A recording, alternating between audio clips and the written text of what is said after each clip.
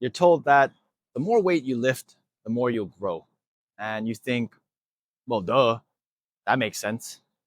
You go to the gym, do a million exercises, grow a little. Awesome. Now you think, let's just pile on more work, more exercises, and I'll build more muscle, right? But what if I told you you're actually setting yourself up for bigger issues in the long run? I'm going to tell you exactly what these things are and how you can fix them. So, volume and progressive overload. Let's talk about these two things. Very common theme in weight training.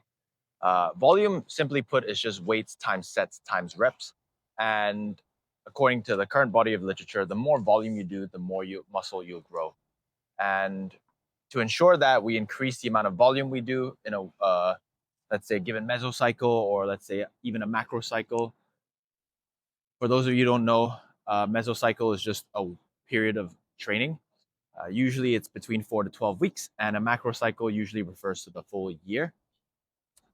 Uh, you want to progressively overload and increase the total amount of work you do throughout time.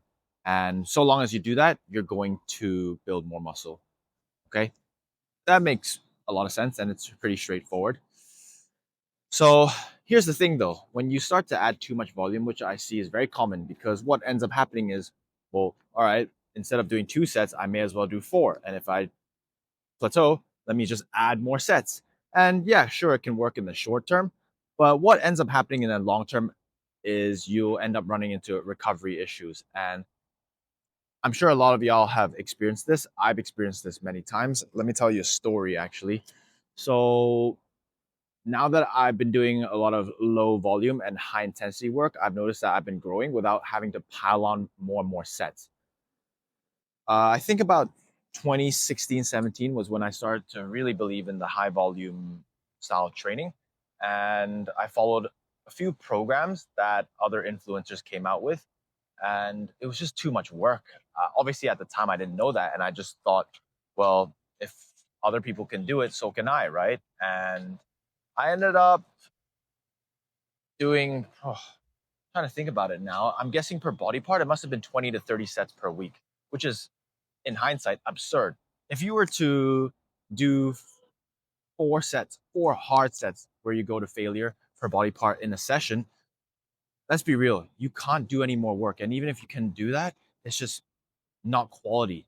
And this is what we call junk volume. So let's say this is the amount of sets you need to do per week. Okay. And you hit them close to failure. And by the time you get to this point, everything else becomes massive diminishing returns.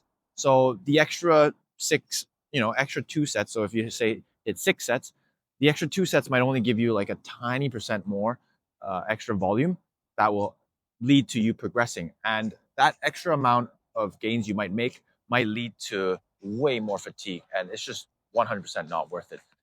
The worst part is the more you end up doing, sometimes the more fatigue you incur, to the point where you end up actually decreasing in performance. And this is what ends up leading to a lot of people losing reps and blaming themselves, when oftentimes it's more so the programming or the recovery or both. For most natural lifters, you really don't need that much volume. This is my personal opinion. I think when you overdo it, you lead into joint issues, tendons, ligaments. These things don't recover anywhere near as quickly compared to your muscles. So, especially now that I'm 31, I find that my joints, tendons, and ligaments just don't recover anywhere near as much. I also used to do martial arts, so I have wrist problems here, I have elbow problems here. Anytime I go too heavy or do too much work, I'm starting to struggle. I only do what, 8 sets per body part per week now, maybe a little more for arms, and I already run into recovery issues there. And I sleep quite a lot. I sleep about 8 hours a night. So can you imagine, for most people who aren't even conditioned to do that, how they'll end up running into recovery issues?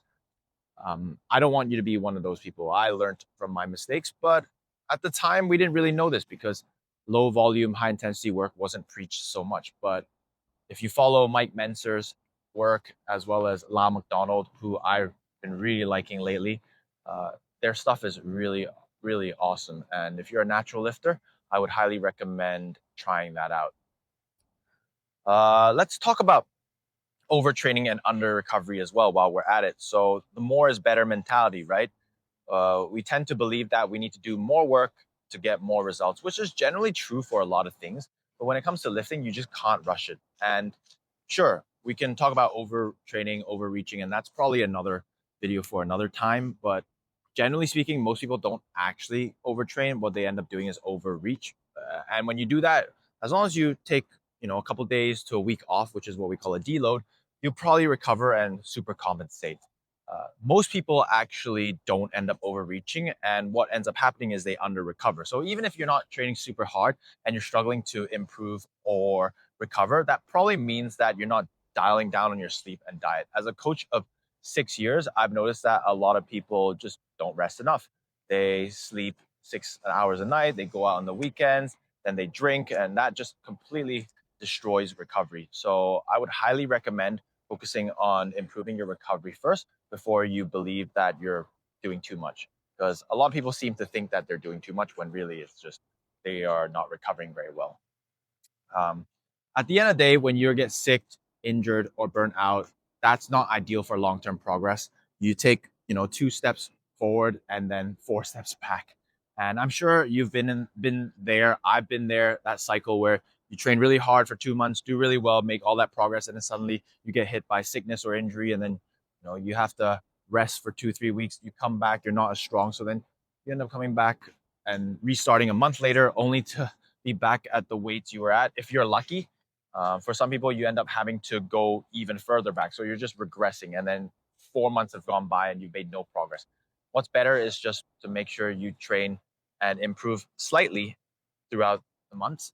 And eventually, after 12 months, you should see a lot of progress. So, what's the solution here? It's pretty simple, actually. If you're a beginner, just weight train 2 or 3 times a week. You don't need any more, okay? Focus on doing 1 or 2 exercises per body part and do 3 to 4 sets each. Nothing more, nothing less. It's pretty simple. Keep it simple, okay? Uh, and at the end of the day, I just want to say it's easy to think you need more. But honestly, having trained for 14 years, you really don't need that much. Keep it simple. And if you're recovering poorly, focus on doing that. Focus on recovering. You can scale back, taking a week or two that a week or two of training where it's not as intense can seriously improve your results. Honestly, I didn't learn this issue, uh, this point until maybe 7 years, 8 years into training, where I just didn't want to deload. No pain, no gain, right? 1 week is wasted if I deload, but it's really important too. As a beginner, you'll probably be deloading when you go on holiday anyway, so don't worry too much about it. On your holidays, just don't train as hard, or if even take a week off, that's okay too. Come back and you've done your deload, okay? We can talk more about programming in other videos, but for now, just focus on keeping things simple. 2 or 3 times a week of weight training, 1 or 2 exercises per body part, and 3 to 4 sets per exercise. That's generally going to get you there. Okay. And at the end of the day, remember, you got this, and that we're all in this together. Peace.